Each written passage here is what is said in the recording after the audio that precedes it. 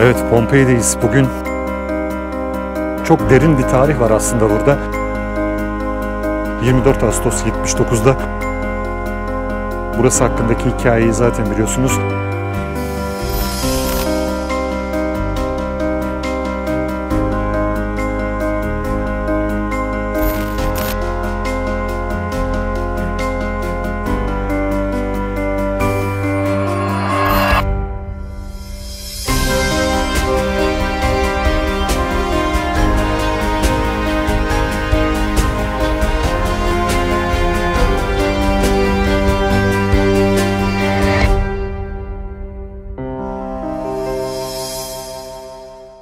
Evet, Pompei'deyiz. Bugün size Pompei hakkında bir şeyler anlatacağım ve onu anlatırken de birlikte bir gezi yapacağız. Biraz yorgunum. Yorgunluğun dışında Pompei'yi anlatırken fazla da detaya girmek istemiyorum. Çünkü çok derin bir tarih var aslında burada. O derin tarihi sırasında da çok da akılları karıştırmak, çok sıkılmanızı da yine istemem. En azından burası hakkındaki hikayeyi zaten biliyorsunuz. Pompei hakkında bir şeyler söylemek gerekirse buranın, Pompei'lilerin aslında bir Romalı olmadıkları, daha sonra Romalılar tarafından Romalıların hükmü altına girdikleriyle ilgili bir şeyler söylenebilir. Yine özet olarak. Ancak en çok söylenecek, en çok bilinen konu 24 Ağustos 79'da, böyle 79'da deyince de insanlar 1979 gibi anlıyor. Sadece 79 yılında öğle saatlerinde Vezüv yanardağı o tarihe kadar olanların en büyüklerinden bir tanesini yaşatarak patlıyor ve bu kentin üzerine adeta çöküyor. İşte o patlama yaklaşık bir gün boyunca devam ediyor ve lavlar, dumanlar, zehirli gazlar kente doğru akmaya başlıyor. Sadece Pompei mi? Hayır. Burada bulunan başka kentler de var. Bunlardan bir tanesi Herculaneum. Yine orası da aynı şekilde yok oluyor. Kaçanlar kaçıyor ve bir kısmı bunun tanrılar tarafından cezalandırıldığına inandıkları için burayı terk etmiyor. Bir kısmı bunun kutsal olduğunu söylüyor. Bir kısmı Pompei'de yaşamaya, kalmaya ve bunun geçici bir şey olduğunu söyleyerek, inanarak, geçici bir şey olduğuna inanarak kalmaya devam ediyorlar. Neden? Çünkü bu özellikle Pompei'de patlamalar sürekli oluyor, duman çıkması sürekli oluyor. Onun gibi bir şey zannediyorlar ki ama o güne kadar olmayan bir sarsıntıyla patlıyor. Depremler oluyor, birçok yer yıkılıyor. O patlamanın etkisiyle deprem etkisi yaratıyor. Ve tabii ki daha sonrasında lavlar, dumanlar, Pompei'nin üzerine küller çöküyor. İşte ondan sonra burası bir sessizliğe bürünüyor. Kaçanların dışında anlatılan hikayelerle biz Pompei'nin böyle bir şey yaşadığını anlıyoruz, biliyoruz bugün. Daha sonra 1700'lü yıllarda Pompei'nin burada olduğu anlaşılıyor. Bulunuyor Pompei ve o küller kazılmaya başlanıyor, toprak kazılmaya başlanıyor. Birçok yer ortalığa çıkartılıyor ve Pompei bugünkü antik kentiyle bu hale geliyor. Onun dışında birçok çevrede yine Pompei ile ilgili şu anda hala gezilebilen ve full giriş bileti alındığında gezilebilecek birkaç özel yer daha var. Yani bazı yerlere aynı biletle giremiyorsunuz. Pompei Express denilen bir bilet var. Onu alırsanız bu Pompei kentini geziyorsunuz. Full olanını alırsanız bir 3 tane daha yer var. Onları daha villalar. Onları da gezebiliyorsunuz.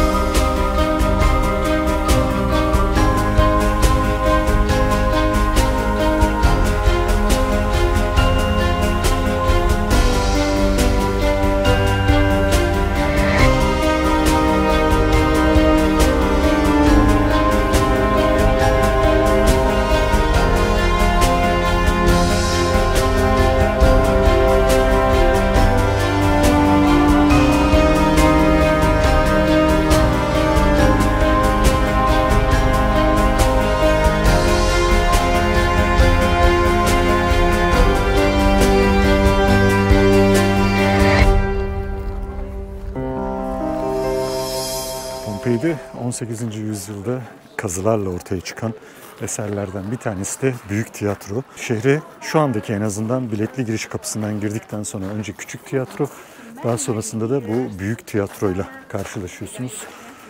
Milattan sonra 2. yüzyıla tarihleniyor tiyatro. Oldukça iyi korunmuş tabii bütün bahsettiğim nedenlerle.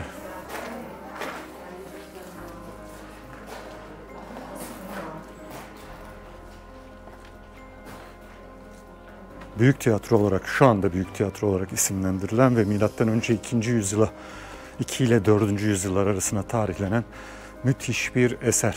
Şimdi Pompei'nin bütün sokaklarında gezeceğiz. Daha çok görüntü vereceğim size. Bazı en azından aktarılması gereken, bilgi verilmesi gereken yerlerinde de birkaç küçük detay vereceğim. Siz de gezerken en azından bir fikriniz olur. Gezemeyecekli olanlar, gezemeyenler için de Pompei'yi görmüş oluruz. Gezecek olanlarla zaten bir ara geleceğiz hep birlikte.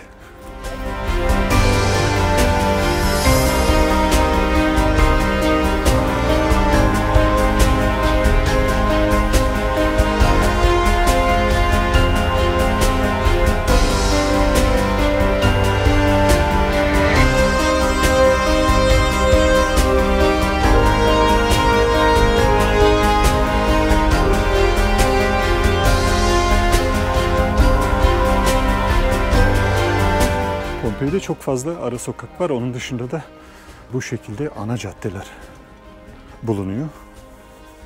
İşte ana caddelerden birindeyiz. Taşları görüyorsunuz. O dönemki yollar bu şekilde yapılmış. Yine yolun üzerinde at arabalarının geçtiği izler yer alıyor. Yine yolda devam edebilmeleri için bakın taşlar arasında ayrıklıklar verilmiş. Diğeri de su baskınlarında, yağmurlu havalarda bunların üzerinden karşıdan karşıya geçilecek yaya geçitleri yapılmış. Şöyle geçiyoruz.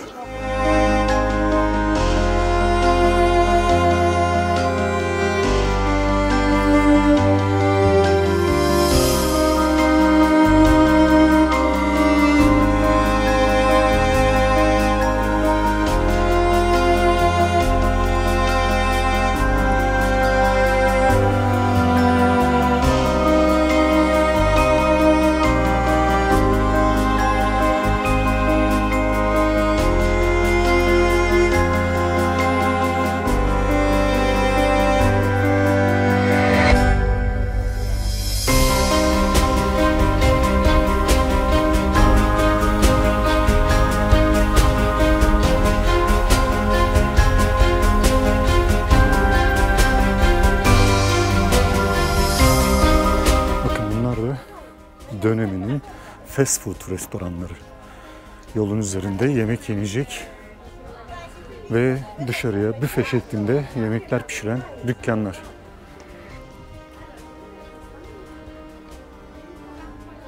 Bulunan bütün örneklerle burada nasıl bir yaşamın olduğu tamamen canlandırılmaya çalışılmış demiyorum. Çünkü aynıları yerinde korunmuş burası. Çok enteresan, bakın merdivenlere kadar duruyor. Birçok yerde daha fazla şey duruyor. Şimdi göreceğiz. Bu daha henüz başlangıç. Çok fazla yine ticari alanlar, dükkanlar, evler iç içe geçmiş bir durumda. Burası ana merkeze, tiyatroya gittiği için de popüler bir nokta. İyi bir cadde. O yüzden de alışveriş caddelerinden bir tanesi. Çok fazla sayıda yine dükkan vesaire var.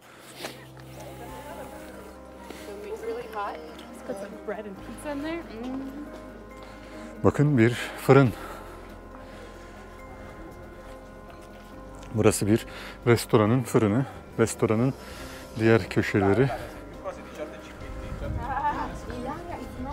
birkaç birbirine geçen alanda yapılmış. Yine burada bir restoran daha var. Bakın yemek pişirme yerleri öyle duruyor.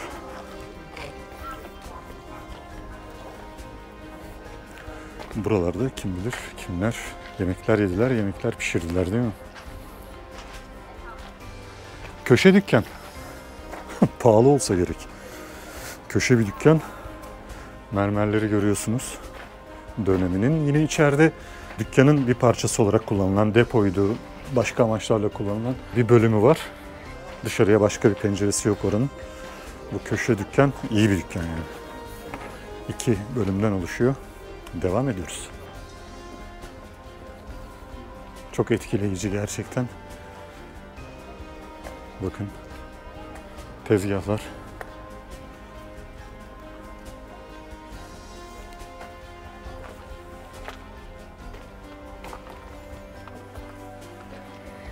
Hiç bozulmadan duran duvarlar.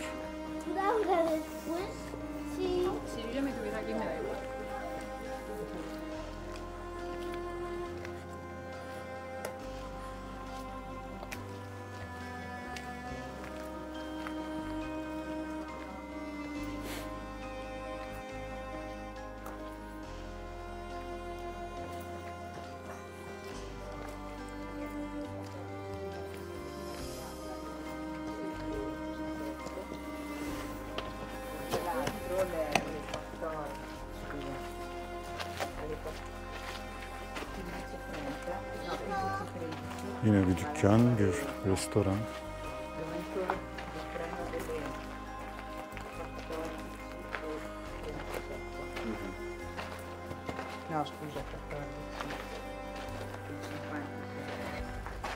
Süslemeler, fırın.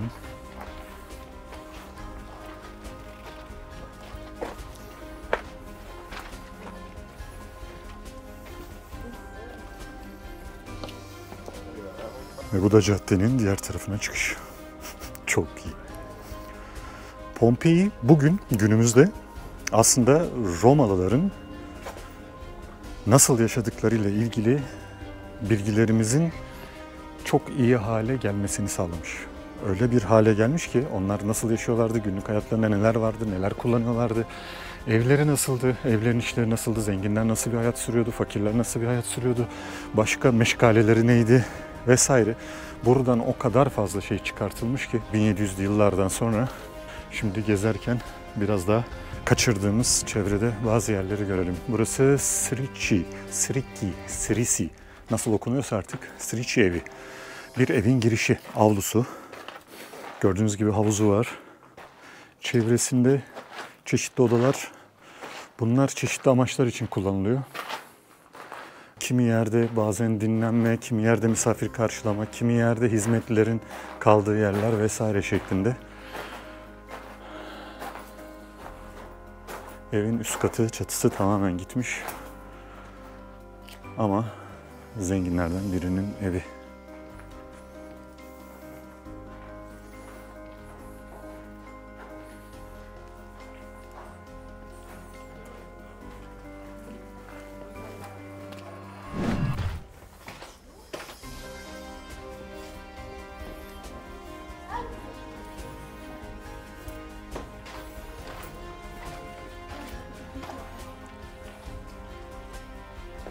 Mutfak bölümü, suların biriktirildiği yerler, çeşitli raflar, tezgahlar, ışıklandırma.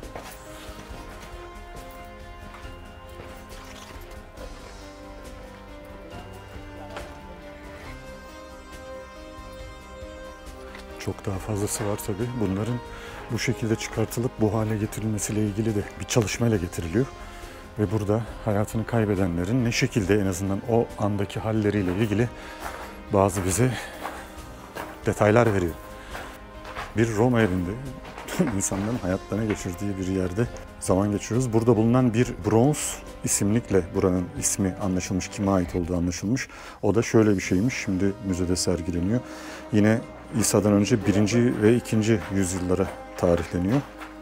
Troya'nın duvarlarından getirilen sütunlar da kullanılmış burada. Bu da Troya'nın o dönemde nasıl önemli bir hikaye olduğunu, kent olduğunu ve kentten doğan hikaye olduğunu daha iyi anlatıyor. Devam ediyoruz tabii ki. Pompei çok büyük. Böyle bölümler numaralandırmış tabii. Çalışmalar doğrultusunda çok iyi bir çalışma yapılıyor burada. Halen devam ediyor.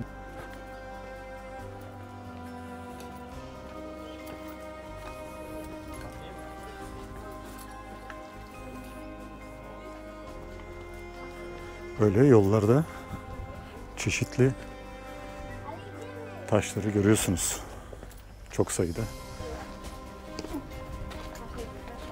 Hem tekerlekli atlı arabaların geçmesi için hem de insanların oradan geçmesi için su kanallarından akarken böyle yerler yapılmış. Şimdi önemli bir yere daha girelim. Başka bir ev daha. Lucreti evi. Bu da enteresan. Görüyorsunuz yerleri. Bakın mozaiklere. Çıkartılan, çıkartılmayan, sökülen, zarar gören yerleri var. Duvar işlemeleri gerçek. O dönemden kalma.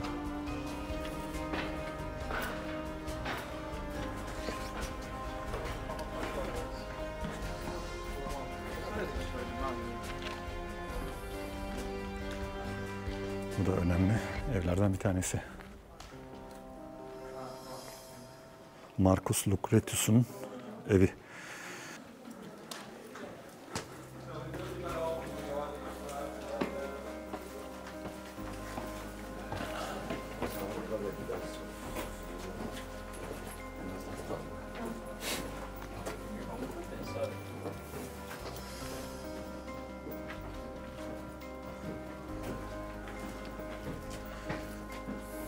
Yine bahçelerin hayvan ve insan figürleriyle süslendiği müthiş bir ev, büyük bir ev.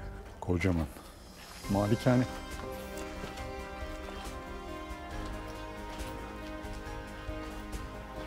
Pompei'de bence yine en çok ilgi çeken şeylerden bir tanesi aslında ikinci katların kalmaması. İkinci katlar gitmiş, merdivenle çıkılıyor teras katına veya ikinci kata ve orada kalıyor. Bunların olmaması biraz sıkıntılı.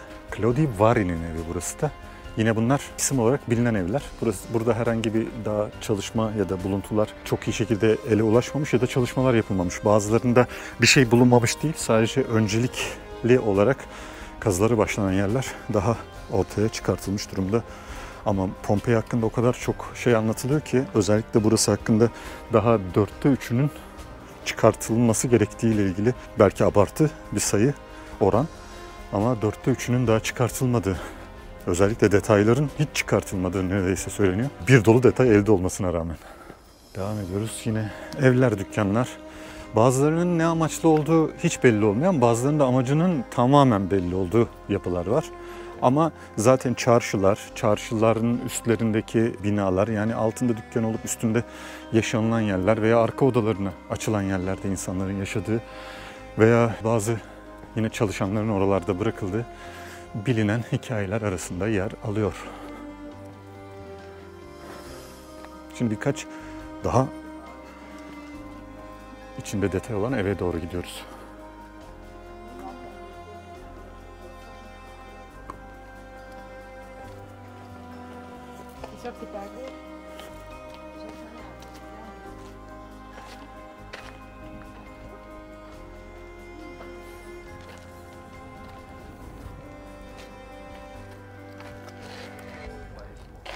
Tabii çok sayıda yaşam alanında insanlara yönelik hem ibadet hem ihtiyaçlar doğrultusunda yerler var.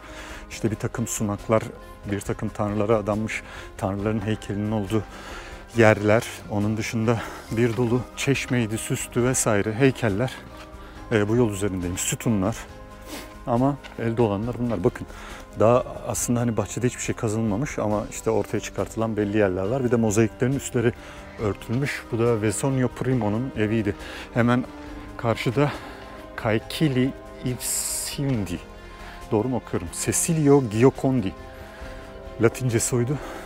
Hemen Cecilio Giocondi evi. Bunlar çalışmaları devam eden ve mozaikleri aslında oldukça detaylı şekilde çıkartılıyor ama mozaik temizleme, işte üzerlerindeki işlemleri yapmayla ilgili bir dolu çalışma var. Onlar yapılıyor, o yüzden mozaikler kapalı. Yine detaylı, çok fazla el emeği, göz nuru işçilik yapılıyor.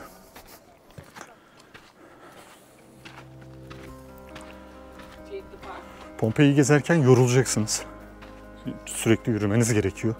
Ama ben hani taş bir kent gezeceğim falan değil. Burası gerçekten bir şehrin içinde zamanda yolculuk gibi insanı çok etkileyen bir yer. Tabii her zaman söylediğim gibi keyif almak tercihtir. Tercihiniz keyif almaktan yanaysa insanı çok etkileyen bir yer. Casa Amorini Dorati evi. Amorini Dorati evine girdik.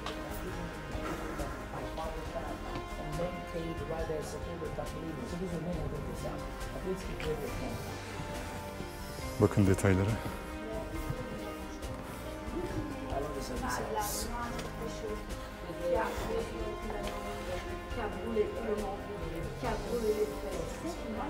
Evlerin tavanları tamamen duruyor. Milattan önce 1. yüzyılın ortalarında yapıldığı tarihlenmiş. Çok süslü bir ev. Şunu böyle taş gibi geliyor bize ama kaplamaları, duvarların kaplamaları vesaire çok süslü.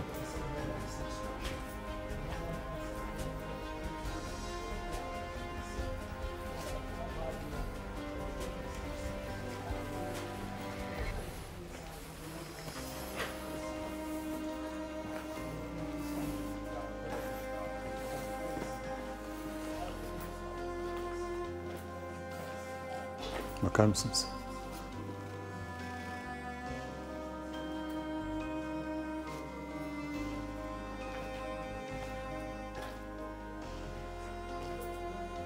Burası 21. yüzyılın başlarında ortaya çıkartılıyor ve bulunan bir isim, altın üzerine yazılmış bir isimle buraya bu isim veriliyor ve döneminin de en etkileyici evlerinden biri olarak gösteriliyor. Özellikle yatak odaların karşılama yerinin inanılmaz detayları var.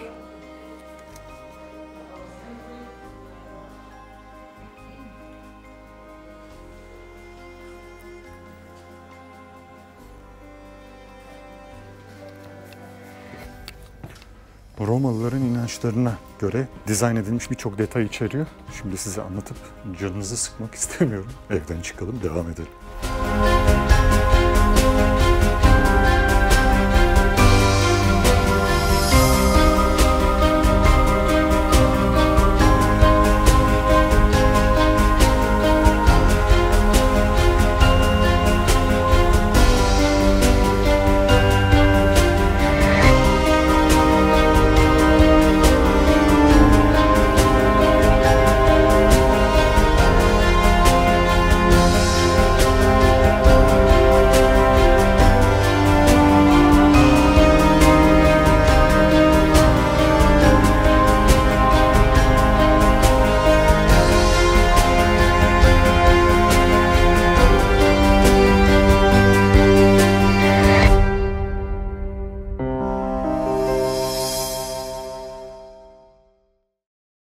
Çok fazla evin olduğu zengin mahallesi bir muhitten geçiyoruz şu anda.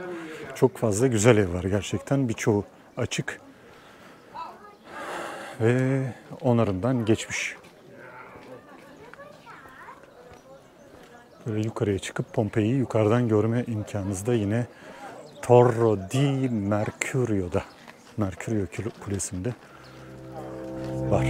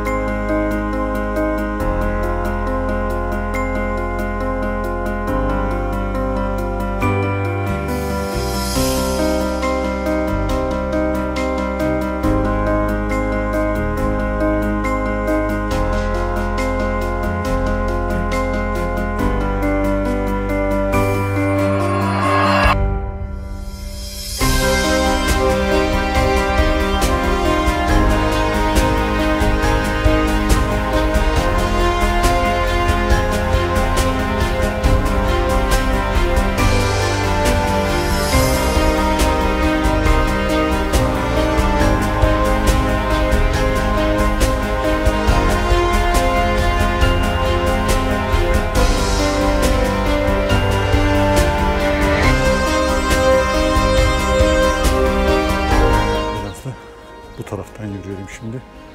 Torre di Mercurio'dan, Merkür Kulesi'nden aşağıya doğru gidiyoruz. Güzel evlerin olduğu bir muhit, kaldırımlarından belli.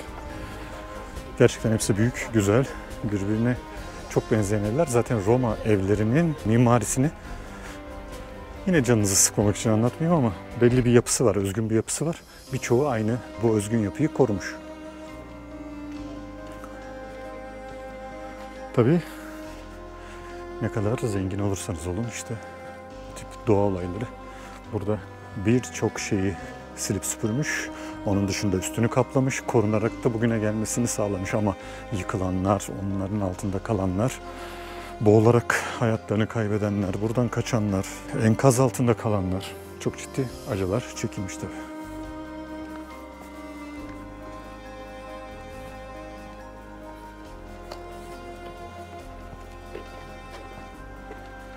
Nefis bir sokak, çok düzgün bir sokak. Casa dei Discori evi de çok güzeldi. Şimdi böyle ev isimlerini çok aklınızda tutmanız imkanı yok ama en azından onların nerede bulunduğu, yan yana nerede yer aldığı ile ilgili bir takım fikirler aklınızda oluşabilir. Biz önemli caddemizden devam ediyoruz.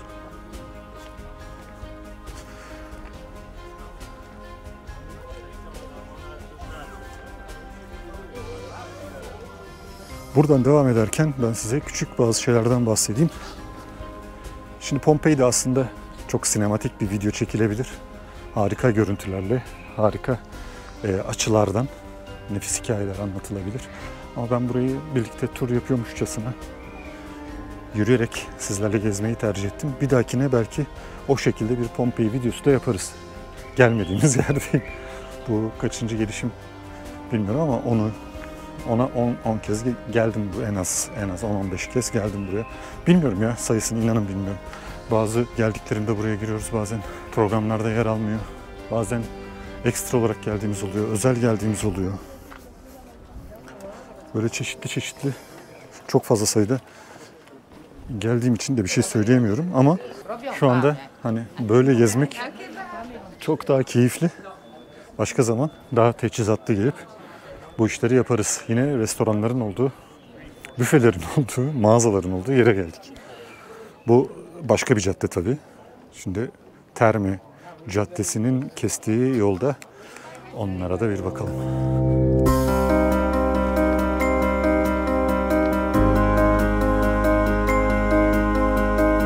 Bakın burada henüz korunan mozaikler ortaya çıkartılmış. Basılmasın diye korunuyor. Casa del Poeta Tragico olarak geçiyor.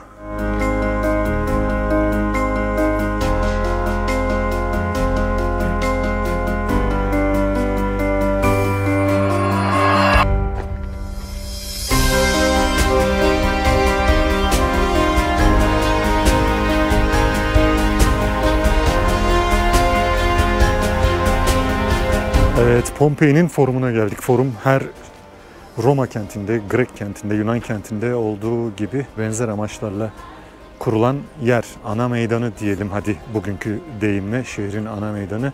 Ve Pompei'nin bu ana meydanında hem dini hem ticari, ekonomik, politik her şey burada gerçekleşiyormuş. Çevresinde Apollon Tapınağı, Jüpiter Tapınağı, Augustus Tapınağı, bir dolu tapınak var. Onun yanında ticari yönetim merkezi, politik yönetim merkezi, halkın birlikte zaman geçirebileceği yerler vesaire, her şey işte bu meydandaymış. Meydan kültürü bugüne ait bir kültür değil yani, aslında insanlık için çok eskilere dayanan bir kültür. Her şeyin bir araya toplandığı önemli bir meydan Pompei Forumu. Burada gördüğünüz eskiden çok fazla daha böyle eser vardı, aynen şurada gördüğümüz gibi. O daha sonra buraya konulan eserler arasında yer alıyor. Yani daha sonraki bir sergide Polonyalı bir sanatçı olması lazım. Daha önce ben bunun yazısını Keşfet TV'ye yazmıştım. İsmi de hemen şurada yazıyordu. Igor Mitoraj'ın Centurio bronz heykelleri. Burada doluydu bunlar. Bir sergi amaçlı olarak bir dolu eser etrafta vardı. Ve şimdi ismini zikretmeyelim ama çok iyi tanıdığınız, birçoğunuzun çok iyi tanıdığı, televizyonlara çıkan, televizyonlarda birçok tarihi yorum da yapan, aynı zamanda rehberlik de yapan bir kişi. Buradaki heykelleri gerçekten Pompei'lilerden kalan, onların pagan inançlarından kalan ve daha sonra ortaya çıkan eserler olduğu ile ilgili bir video çekmişti. Onun altına da yorumunu yapmıştım ben. Rehber olarak buraya getirdiği bir grubuna anlatmış sanıyorum. O grupla birlikte burada gezenler varsa onlara da söyleyeyim. Bunlar Pompei döneminden, yani o yanardağ patlamadan önceki dönemden kalan eserler değil. Bir sanatçının buradaki çalışması. Bu yüzden de buraya belli tarihte gelenler, burada bunlardan çok var dediğim gibi. Eğer Keşfet TV sitesine girerseniz, hatta linkini de koyayım ben aşağıya o yazının. Orada fotoğrafları var. Fotoğrafların dışında da ben yine şuralara yerleştireyim, sağa sola bir yere. O fotoğraflardan birkaç tane daha göstereyim. Evet, forumdayız. Forumdan devam edelim. Bakalım ne tarafa doğru gideceğiz.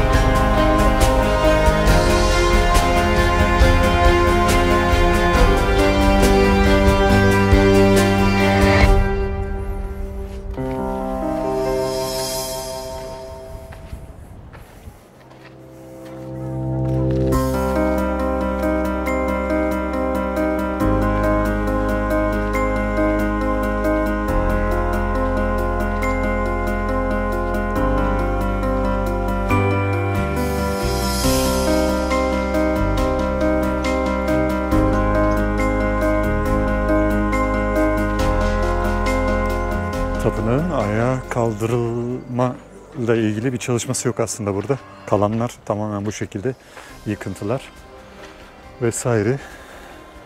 Ve içinde ise aslında çatısı çökmüş.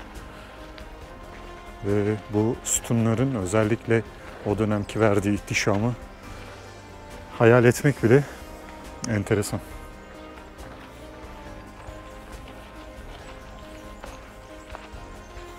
İnsanların döneminde inandıkları, tapındıkları yerin içerisinde gezmeye devam edelim.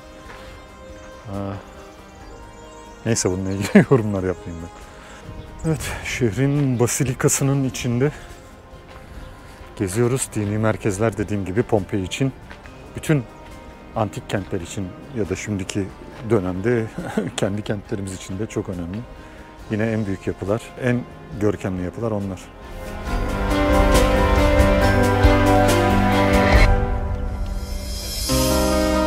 Venüs kutsal alanı yine döneminde hem aşağıdaki manzaranın izlendiği sütunlarla donatılmış nefis bir nokta. Bununla ilgili bir çizimler görmüştüm. Bu benzer sütunların burada yer aldığı ile ilgili. Nefis görüntüler vardı. Bulursam onu da koyayım. Gerçekten en azından buranın ne olduğunu iyi şekilde anlamaya yardımcı oluyor.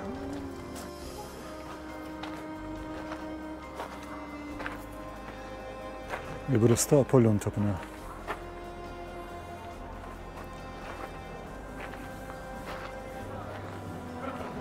Çok fazla turist ve turist grubu geliyor.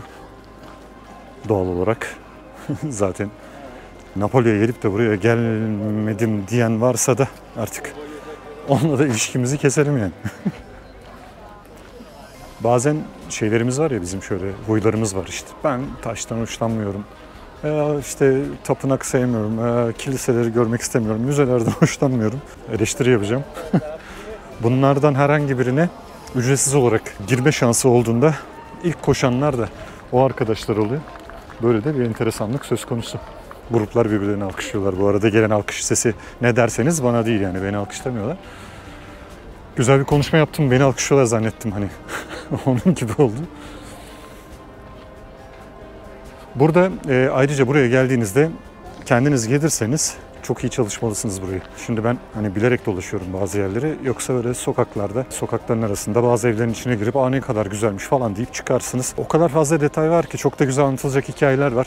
Onları görmek, hani buradan ya rehber kiralayın ya gerçekten çok iyi çalışın. Öyle gezin burayı. Yani boş boş gezmek gerçekten insanın canını sıkabilir. O zaman ya işte taş yıkıntı falan şeklinde bakabilirsiniz. Böyle de bir gerçek var.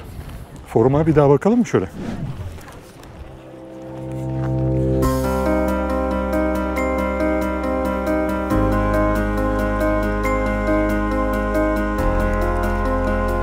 Forum sanıyorum kendi döneminde bile bu kadar kalabalık değildi.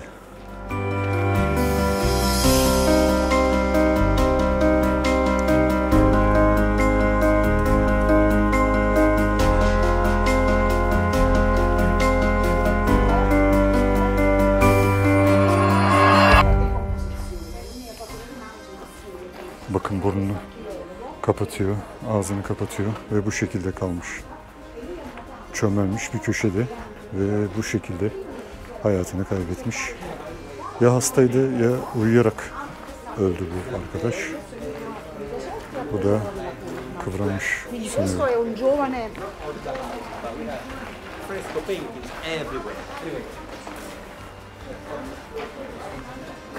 Çok fena, çok.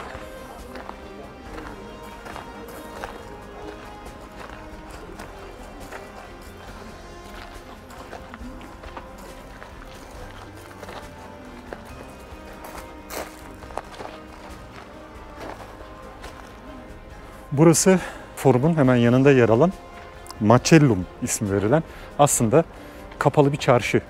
Yani kapalı bir çarşı, kapalı pazar yeri gibi düşünün. Her şeyin burada satıldığı, burada alışveriş yapılan bir nokta Macellum.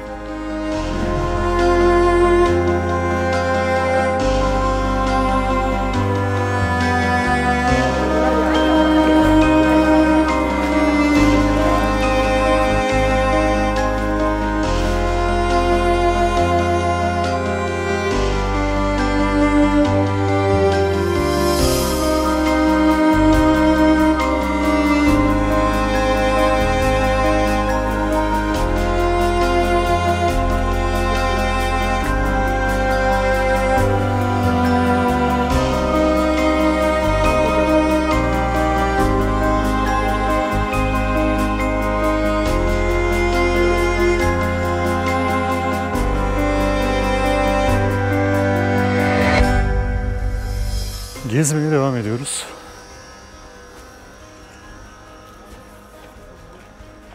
Güzel bölümler, şekilli bölümler var.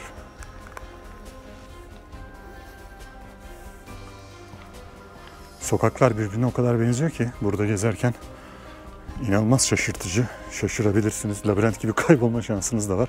Aslında birkaç küçük işareti takip ederseniz kaybolmak imkansız ama yeni geldiğinizde, ilk geldiğinizde böyle bir sıkıntı söz konusu olabilir.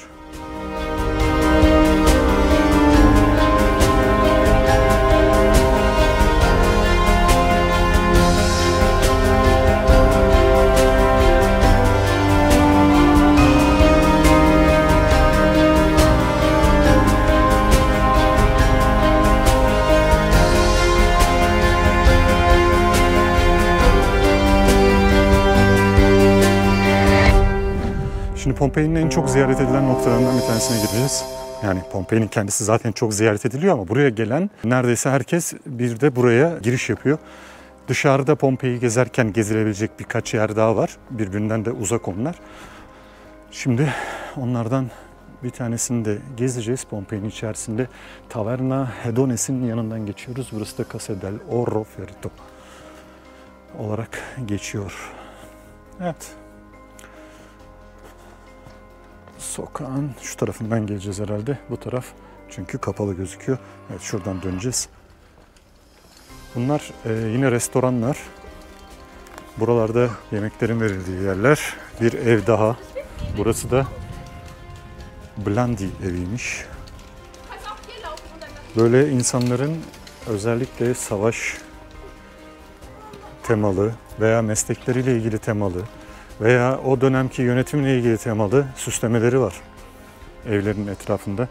Bakın ocakları görüyor musunuz? Her şey ne kadar orijinal. Çok enteresan. Gerçekten etkileyici. Mesela size de sürekli aynı yerden geçiyor hissi verebilir. Bir süre gezdikten sonra çünkü böyle bir hisse kapılıyorsunuz. Birbirine çok benzeyen yerler. En azından renkler de artık birbirine çok benzemeye başlamış.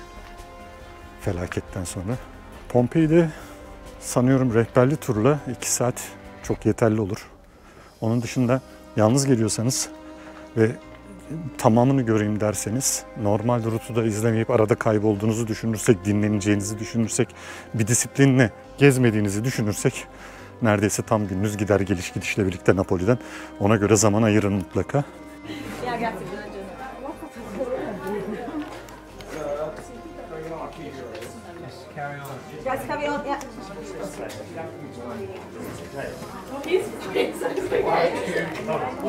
Bakın burası sürekli açık değil. Lupanare bir genel ev. Döneminde hem ticaret hem denizcilerin geldiği bir yer. Bunlar yataklar görüyorsunuz. Ve işte o dönemde burası bu denizcilerin, ticaret yapan adamların dünyanın en eski mesleğini yapan kadınlarla buluştuğu yer. Bakın odalar bunlar. Çeşit çeşit odalar bulunuyor.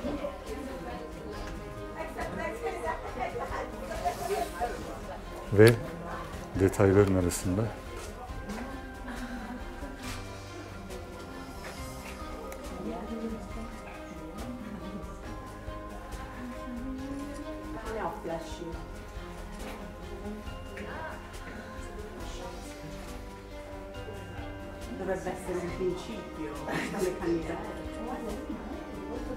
bu küçük yer en iyi korunan yerlerden biri olmuş. Ve sonrasında da bakımdan geçirildikten sonra şu anda hala korunuyor. Gördüğünüz gibi resimlerin ve odaların korumaları var. İçerilere girilmiyor. Ancak sırayla girilip belli bir saatte açılıp belli bir saatte ziyarete kapanıyor. Sürekli de hala korunuyor. Çünkü ilgi çeken bir nokta. Lupanare. Aklınızda olsun. Geldiğinizde görecek yerlerden bir tanesi tabii ki en çok bu gösterilir zaten Pompei anlatılırken. Buraya çünkü çok fazla sayıda denizci geliyor. Çok fazla sayıda ticaret yapan insan geliyor ve eğlence dorukta. Hatta özellikle Pompei'nin hani biraz daha batıl inançlı insanlar tarafından işte işledikleri günahlardan dolayı böyle bir cezalandırma falan olduğu ile ilgili bir takım söylentiler olması bu küçük yerlerden dolayı çıkıyor. Hani aslına bakarsak Pompei değil, asıl Roma zaten özünde bir dolu böyle hikayeye sahip. Başka küçük detaylar var ama şimdi onların hepsini gösterirsem bütün büyü de bozulabilir. O yüzden hepsini de göstermeyeceğim tabii ki.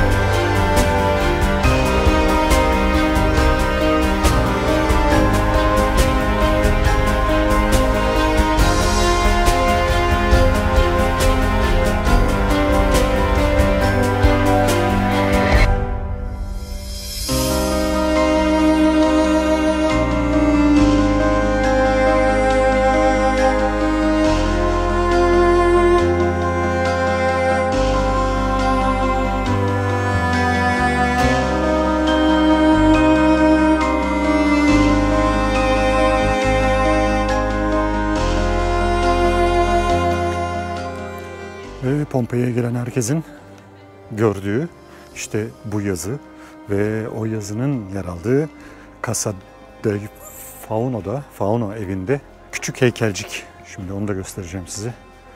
Biraz etrafı kalabalık. Ondan önce bir bahçeye gezelim. Devam edeceğiz oraya ve o heykeli de göstereceğim size. Fauno evi en etkileyici, en efsane konutlardan bir tanesi buradaki. Çok şey söylemek istiyorum. O zaman da buraya gelmenin bir esprisi kalmayacak. Şimdi heykelciye bakalım. Heykelcik diyorum. Pompei'yi gösteren bütün fotoğraflarda hep bulunur bu. Ama her yerde olduğu gibi aslında küçücük bir sembol.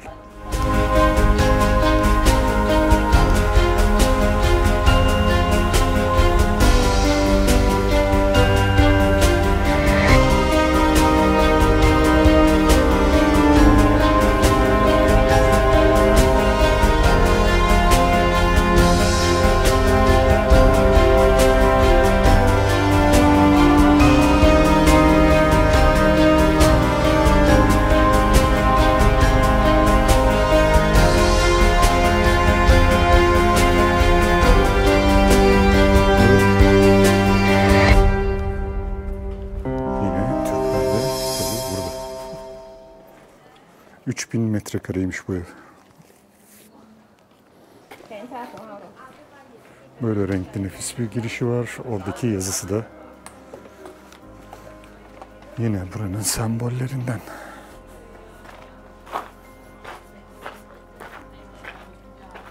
Kart kurt yürüyerek devam ediyoruz. İyi gezdik değil mi Pompei'yi? Merak edenler varsa işte Pompei bu. Yine küçümseyelim mi? Taş işte ya. Yıkılmış, gitmiş de eski. Daha önce de bahsetmiştim ya bana. Evet, çok eski buralar diyen oldu.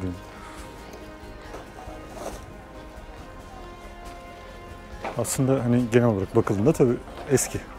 Doğru da söylüyorlar. Yalana gerek yok.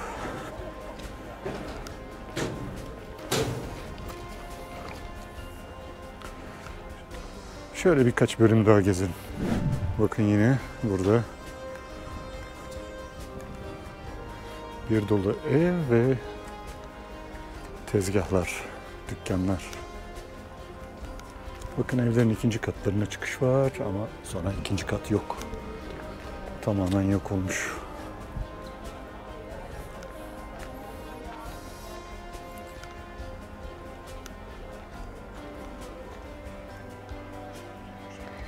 Evet, yemek yerleri, termofolyum deniyor bunlara. Aşçı evi gibi bir şey. Sıcak yemeklerin sunulduğu, sıcak köşelerin sunulduğu bir restoran.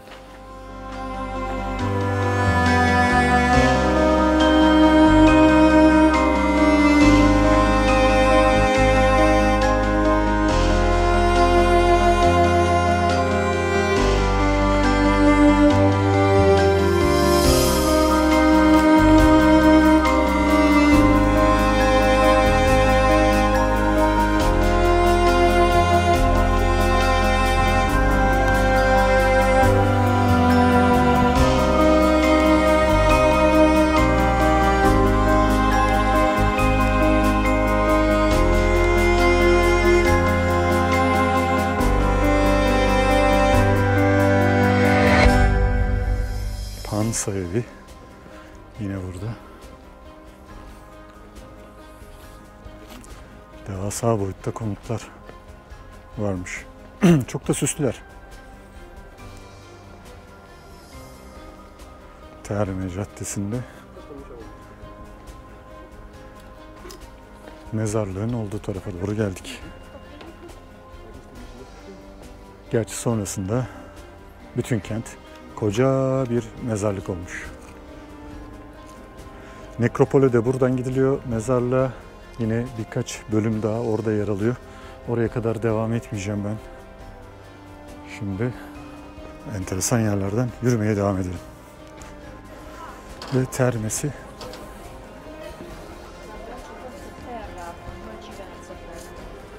buraya da bir girip bakalım.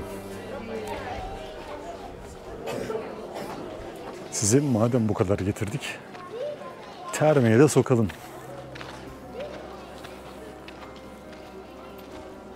Duvarlardaki şekiller, işlemeler harika.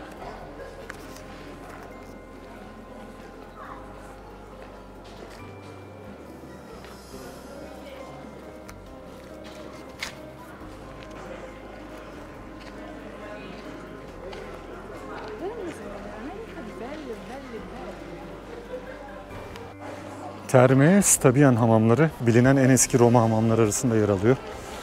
Milattan önce 2. yüzyılda kurgulanmış, kullanılmış. Çok fazla detay var içeride. Şimdi küçük bir bölümünde açık bir yer var. Orayı bir görelim bakalım. Sırayla giriliyor. Bir grup var. İnsanların termal sularda kullandıkları nefis nokta. Evet. Bu detayları da yine gezerken konuşuruz, anlatırız, tadını çıkartırız. Bildiğimiz hamamlar. Çok da bildiğimiz gibi olmasa da bakın işlemeler harika.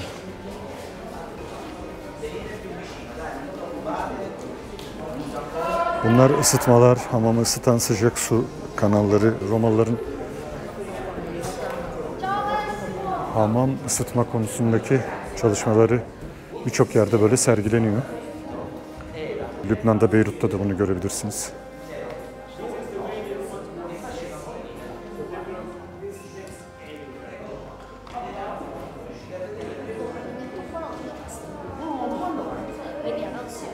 Evet, burası çok kalabalık oldu. Ben çıkayım. Hamama giren terler. Romalılar temiz insanlarmış ya. Burası da havalandırması, aydınlatması. Tamamen uydurdum, çatı çökmüş. Evet, buradan devam ediyoruz. Burayı da göstermek istedim size. İnsanlar yürürken, böyle bir yerleri gezerken o kadar saygısız davranıyorlar ki. İnanılmaz şekilde elindeki selfie çubuğuyla vuruyorlar, çantalarıyla vuruyorlar, ayağına basıyorlar. Poz vereceğim diye. Çok enteresanlar. Dalacağım birine ama medeniyet diye yapmayayım diyorum.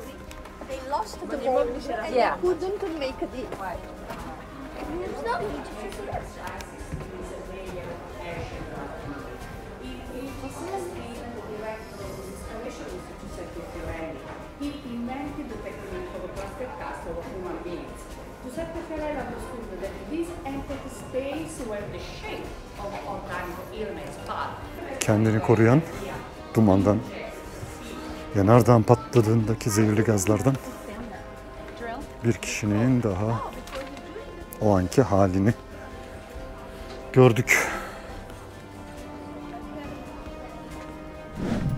Kenarlardan yürümek çok daha mantıklı. Yolun ortasından yürürseniz sıkıntı oluyor. Benim kenarlardan yürümeme sebebim şu an hem ayakkabılarım kaydı orada hem de geliş gidiş çok oluyor. Çok kalabalık oluyor. O yüzden yolun üstünden yürümeye çalışıyorum ama onlar da hani bizim Arnavut kaldırımı dediğimizin Gulliver için yapılmış olanları devasa. Gerçi kolay ama o araları ayağınıza batırmamanız ve dikkatli yürümeniz lazım. Bir de burada kafe bulunuyor. Bar, restoran, bir şeyler atıştırmak için, snack ikramlar için burada burayı değerlendirebilirsiniz. Tuvaleti de var. Yine içeride. Bir de girişte de tuvalet var. Birkaç yerde daha var aslında. Onları da yine tuvalet ihtiyaçlarınızı gidermek için kullanabilirsiniz içerideyken. Evet, böylece foruma şuradan da girsek mi?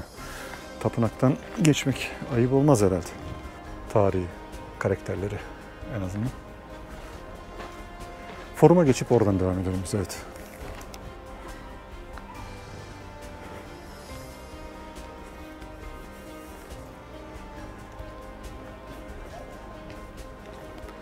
Pompei'nin kurulduğu yeri ve çevresindeki dağları görüyorsunuz. Hemen deniz de çok yakın buraya. Aslında bir liman kenti. Şu anda liman biraz uzağında gibi gözükse de öncesinde çok daha limanın yanında. Daha sonra yanardağ patlamasıyla birlikte doluyor. Denizin orası da doluyor.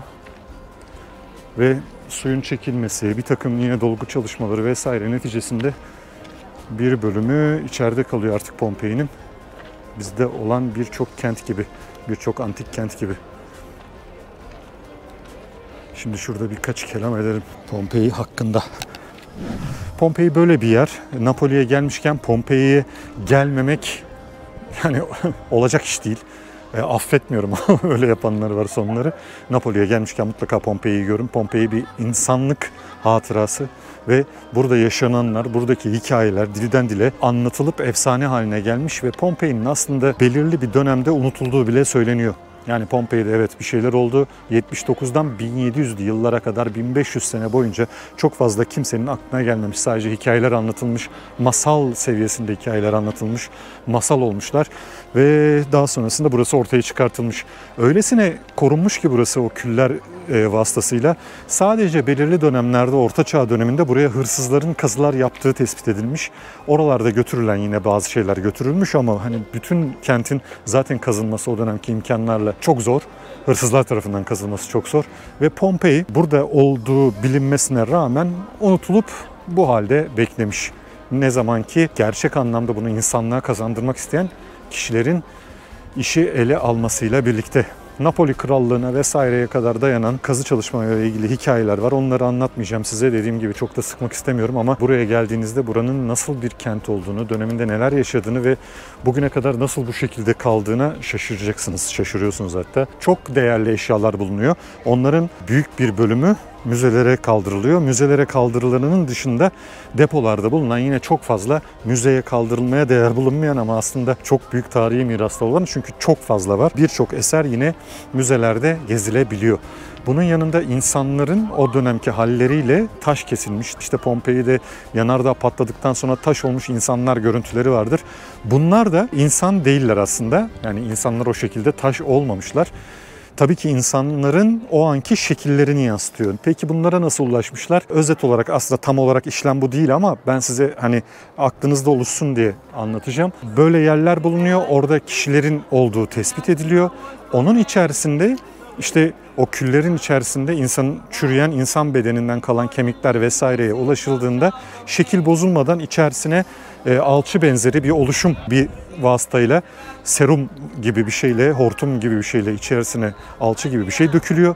Onun sertleşmesi sağlanıyor. Daha sonra etrafı kırılarak o dökülen kısım ortaya çıkartılıyor ve işte o dönemki insanların, canlıların diyelim hatta köpek vesaire gibi şeyleri her yerde görebileceksiniz onları buraya gezerken. Birçok bölüm ayrılmış onlara. Yine müzede tabii çok fazla şey var.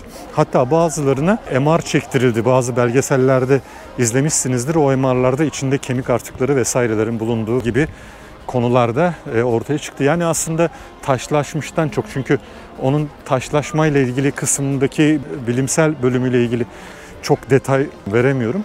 Ama bunların ortaya çıkartılan özellikle burada sergilenenlerin hepsi dediğim metotla insanların o anki hallerinin nasıl olduğuyla alakalı görüntüleri yakalamak ve gerçek görüntüleri yakalamak amaçlı bir çalışma.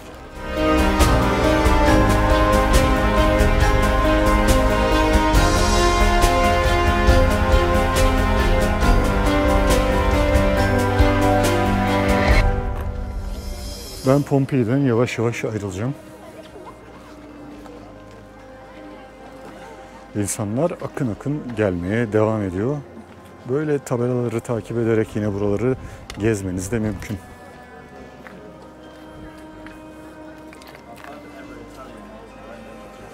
Pompei aslında 3 günlük satılan biletleri var. Fiyatlar arasında çok fark yok. Yani 3 günlükle 1 günlük arasında aslında çok büyük fark yok. Hatta full paketle Express denilen sadece buranın gezildiği bilet arasında da yine sadece 4 euro gibi bir fark var. İtalya'yı karış karış gezmeye devam ediyoruz. Birçok şey anlatmak, birçok şey göstermek ve birçok şeyden bahsetmek istiyorum size. Ancak onların bazılarını yine de buradaki gezilere saklıyorum. Sizlerden bir ricam var. Videoyu beğenip altına bir yorum yazmanız ve eğer hala kanala abone olmadıysanız bir de abone olmanız. Ben Erkut Özen. İnsanlığın en büyük acılarından bir tanesinin yaşandığı ve tarihimiz hakkında, insanlık tarihinin hakkında birçok detayın günümüze ulaşmasını sağlayan efsane kent Pompei'deydik.